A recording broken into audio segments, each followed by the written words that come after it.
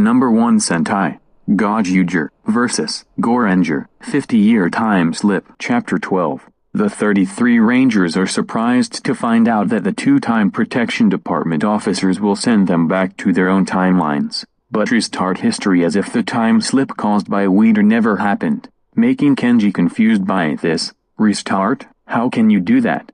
The male officer replies, "The truth is, we are born with psychic powers that can restart time with the snap of our fingers as our unique ability." The Rangers are surprised upon this, especially Sumino, who says, "That's incredible, and I thought I was the only one to have supernatural powers, although as a ring warrior." "But why do this?" the female officer replies, "To continue the flow of time from interruption, as the TPD's duty. And the reason why we didn't use this kind of power after Weeder went to 1975 is because if we did, then history will be nothing but destruction and slavery caused by him and the Black Cross Army, as well as every villain from your own time. So that's why we brought someone to destroy the transporter so that Weeder will never travel through time again, to which we can tell you who that person is," adds the man, making the Rangers understand by this. "I understand, but before that, can me and the rest of us have a one last talk?"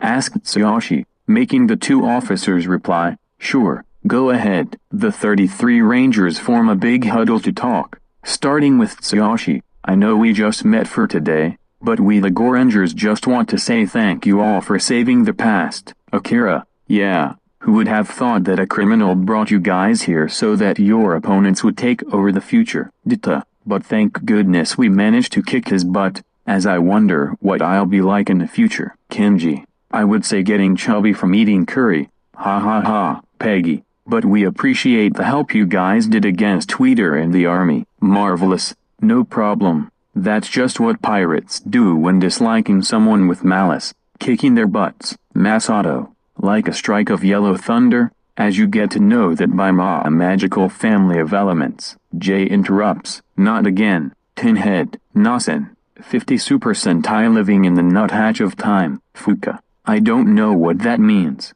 but at least we get to go back to our own time." "Kagura, yeah, and seeing you guys in person is more crazy than anything I can imagine." Misao in tears of joy, "Thanks to the support of my 3 animal friends, I can finally go back home." Stinger, "Our moments of friendship and bonds will never be forgotten once time restarts. We must hold them in our hearts, always." Amaka, "With that, we can meet each other again in a different timeline." Sukiya, "As long as Amaka is safe returning to our time thanks to the future officers, then I'm happy to." Nada, "And no matter what happens, we will continue fighting to protect the peace as a knight, and a hero's chivalry." Juru and Senna, "For your friends, Kaido and Jayan, your family, Taro and Shinichi, the citizens and allies around you, Gira, Kaguragi, and Jeremy, for your planet, Taya, Myra, and Sakido, and yourself, Sumino." "Well, thanks, though I'm confused on why we're called the No.1 Sentai. That's so tacky." Kinjiro, "I think you will ask that question again after time restarts." Rugi, "For as long as we continue collecting the rings, Lord Tegasword will be pleased to me." Rikuo, "I think you mean which of us Gozyugers will take on the wish." Horu, "I'm going to forget all of this. But as long as it's for peace and victory, we will continue doing these values for eternity, as the Super Sentai's true mission." The 33 Rangers joined hands before they turned to the two officers. "We're ready," says Horu, as the two officers use their transporters to send the Gozyugers and the future Super Sentai warriors back to their own years, as Horu is last when turning to the Gorengers. "See you in the new time, Mr. Red." "You too, Horu." After Horu left, the Gorengers turned to the officers, as they gave their gratitudes one last time before the two with Weeder traveled to the future and snapped their fingers to restart time, following the original plot of Super Sentai history, as well as the Universe War, without Weeder's interference. Now, on April 5, 2025, the Gozyugers have finished off a No.1 monster at the city, declaring themselves winners of the No.1 battle, as GozyuWolf howls in victory. Just then, Goji Eagle sees something shiny away from them, revealing it to be a Sentai ring, as he says in his mind, A Sentai ring that someone didn't pick up. Guess this is my chance towards a celebration.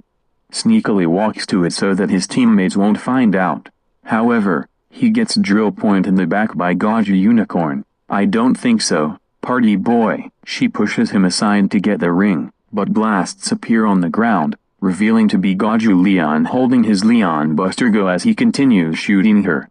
Dance horse dance. Gozu Tyranno sneaks around to not get spotted as he reaches for the ring. Lord Tegasord will be pleased that I obtained that ring. However, GozyuWolf tackles him like a wolf. Not today, Secular Saris. I'm going to become number one. The Gozyugers fight each other, not knowing that someone has picked up that Sentai ring as that person leaves to not get spotted, revealing that ring to be the Red Ranger of the unofficial Super Sentai, a Kyuranger. The team saw the ring's disappearance and are disappointed that none of them have obtained it. They return to Cafe Half Century for dinner. As Aoi approaches Horu and they both do a funny face tradition. Saori welcomes the team back before she approaches Horu that he still didn't pay the rent, and that she will not give him dinner until he finds a job suitable for him. Much to the stray wolf's dismay while the others laugh, but Aoi shares his dinner to Horu much to his joy. Meanwhile in the 30th century, the two TPD officers are watching the Gozyugers battle to obtain the Sentai ring. I'm guessing that the Gozyugers are a bit different from the previous Super Sentai,